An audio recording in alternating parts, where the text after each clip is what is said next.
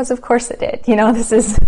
This is the reason I didn't want my kids to have a phone. West Fargo mom Julie Zimney has 3 kids, all under the age of 12. She recently added a new cell phone to her plan for her kids to use in the house, but soon found the number wasn't a new one. Initially, we got a couple of text messages coming through. I assumed maybe it was an ex-boyfriend just looking to hook up, that sort of thing, so I kind of ignored it. Then she realized this wasn't some ex-boyfriend from the previous number holder. There was a person saying, I'm a 30-year-old male in West Fargo. I live alone in my home. I'm looking to get together. This is my first time. I want to be dominated. This ad looks too good to be true. Zimney says at least 20 separate numbers have since texted the phone. There's quite a few. I've got a list going. Typically, she wouldn't reply, but she did once to find out where on earth the calls were coming from. I said, well, would you mind telling me where you found the site? And he sent me the link. It was from this site. We can't scroll up or down without showing too much.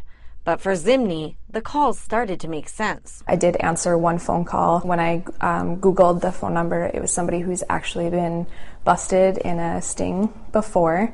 So that was interesting and alarming, obviously, as a parent. I reached out to her carrier, AT&T, to find out its policy on switching numbers, but so far haven't heard back. Zimney plans to change her number, but says she wants to aid in the police investigation by keeping it for now. I really want something to come of this. What if my kids had answered those text messages or those calls and had met up with somebody? That is terrifying to think about. Luckily, she says, this was to be used as the kids' house phone, so she was able to monitor it. It could have been something that the kids could have brought to school with them. Right. So should parents take a little bit of time to hold on to the phone before giving it to the kid? Yeah, I think that's a good idea after everything we've been through, just having that kind of almost maybe a trial period or something where you are kind of checking in on that phone. So if you do have a phone your kid hangs on to, Zimney suggests keeping a contact list and keeping track of anyone who's not on it. In West Fargo, Rose Iskowitz, Valley News Live.